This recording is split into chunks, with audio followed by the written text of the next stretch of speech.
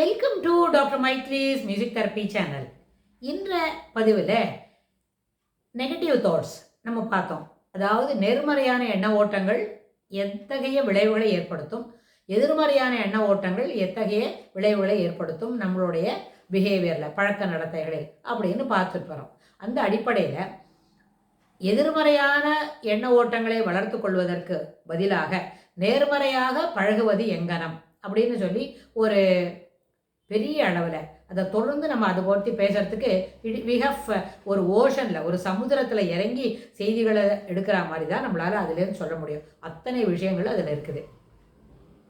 நேர்மறையாக இருக்கணும்னு சொன்னால் டு பிகின் வித் எந்த விஷயத்தை ஆரம்பித்தாலும் இது நம்மளால் முடியும் அப்படின்ற ஒரு நம்பிக்கையோடு ஆரம்பிக்கணும்.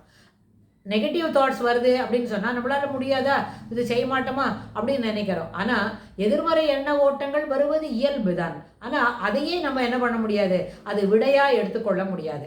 எதிர்மறை எண்ண ஓட்டங்கள் வருகிறது என்றால் அது மனிதனாக இருப்பவனுக்கு அது இயல்பு. ஆனால் அதுலேருந்து என்ன பண்ணலாம், வெளியில் வரணும். அது யூ அப்சர்வ் த தாட்.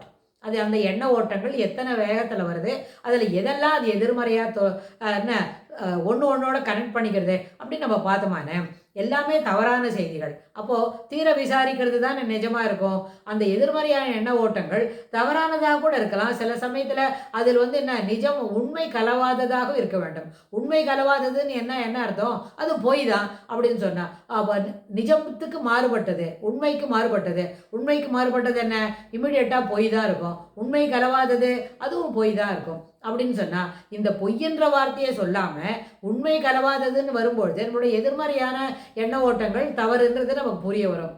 ஏன்னு கேட்டால் it arises out of our fear. நம்மளால் அது செய்ய முடியாதோ அப்படின்னு. அதில் ஒன்று. ரெண்டாவது, சிலவங்களுக்கு ரொம்ப ஃபிசிக்கல் ஒர்க் செய்யறதுக்கு மனம் இருக்காது. செய்ய ஆரம்பிக்கிறதுக்கு முன்னாடியே முடிச்சுடணும் அப்படின்னு நினைப்பாங்க. அது எப்பவும் சாத்தியமா? ஒருபொழுதும் சாத்தியம் இல்லை. ஒரு வேலைன்னு சொன்னால் you should கமென்ஸ் the work, continue to do the work, but it will complete in a time.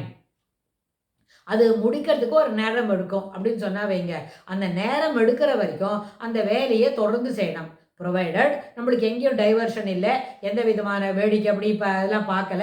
We are continue to do the work அப்படின்னு சொன்னால் தட் எந்த வேலை எடுத்திருந்தாலும் டிபெண்ட்ஸ் அப்பான் அவர் skill and ability to complete the work. It will take some time. ஒரு சின்ன வேலை வச்சுப்போம், அதுக்கு ஒரு 30 நிமிஷம் ஆகும்னு வைங்களேன். அந்த 30 நிமிஷம் தொடர்ந்து அந்த வேலையை செய்தால் தான் அது முடியும். ஆனால் 30 நிமிஷம் ஆகுமா, இவ்வளோ நாள் இந்த வேலையை செய்யணுமா, இதே செய்துக்கிட்டே இருக்கணுமா அப்படின்னு. No not that way. செய்துக்கிட்டே இருக்க வேண்டாம். ஒரு 30 நிமிஷத்தில் முடியும்னு சொன்னால் அதுக்கு தகுந்தா போல் நம்ம பிளான் பண்ணிக்கணும். எப்போவுமே கம்ஃபர்ட் ஜோன்லேயே இருக்கணும் அப்படின்னு சொன்னால் அது சாத்தியம் இல்லை. கம்ஃபர்ட் ஜோன்லேருந்து வெளியில் வந்தால் தான், அந்த மோட்டிவேஷன் மட்டும் இருந்தால் போகாது. வேலையை செய்யணும் அப்படின்றத இருக்கணும், அது மட்டும் இருந்தால் அந்த மோட்டிவேஷன் மட்டும் போகாது. Instead you should get it in to the habit. அந்த மோட்டிவேஷன் செய்யணும். காலையில் எழுந்தோடனே இந்த வேலையெல்லாம் செய்யணும். காலையில் இந்த வேலையில் செய்தால் தான் ஒரு ஹோம் மேக்கருக்கு இதெல்லாம் ப்ளஸ் பாயிண்ட்ஸாக அமையும். எப்போது நம்மளுக்கு ஹோம் மேக்கர் எதுக்கு, நம்மளோட எப்போ ஃபேவரைட்டு ஏரியா என்னது, ஸ்கூல் கோயிங் சில்ட்ரன் தான். காலையில் எழுந்தோடனே இந்த வேலையெல்லாம் செய்யணும். அது என்ன இருக்குது, பாரதியாரே சொல்லி கொடுத்தார். காலை எழுந்தவுடன் படிப்பு, மாலையில் விளையாட்டு அப்படிலாம் சொல்லி கொடுத்துருக்கார்.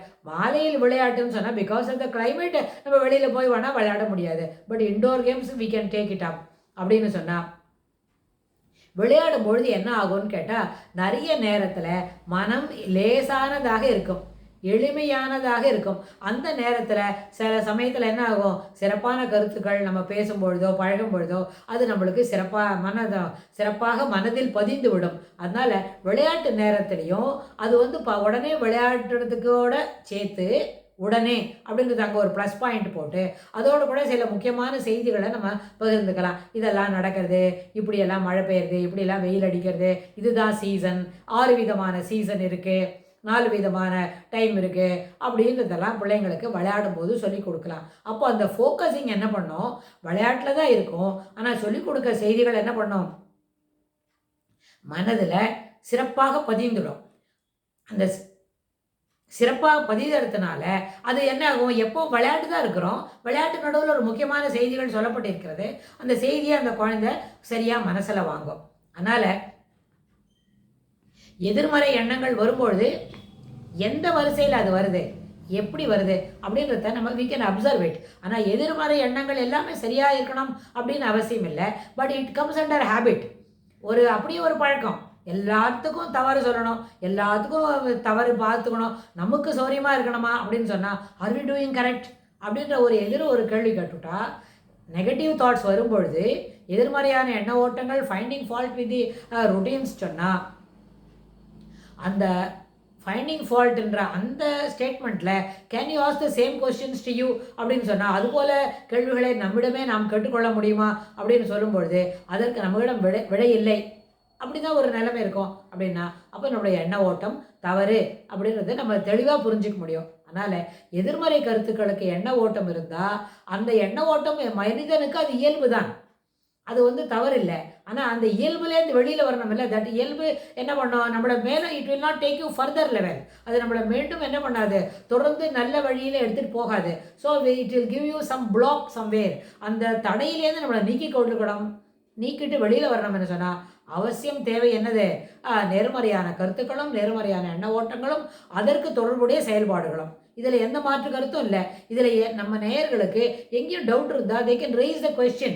நிச்சயமாக அந்த கேள்விகளுக்கு நம்ம என்ன பண்ண முடியும், தெளிவான பதில் தர முடியும்ன்ற ஒரு உறுதியை கொடுத்து இந்த பதிவை இதோடு நிறுத்துகிறோம். இதுக்கு தொடர்புடைய செய்திகளை வரப்போகிற பகுதிகளில் பார்க்கலாம். தேங்க்ஸ் ஃபார் வாட்சிங்.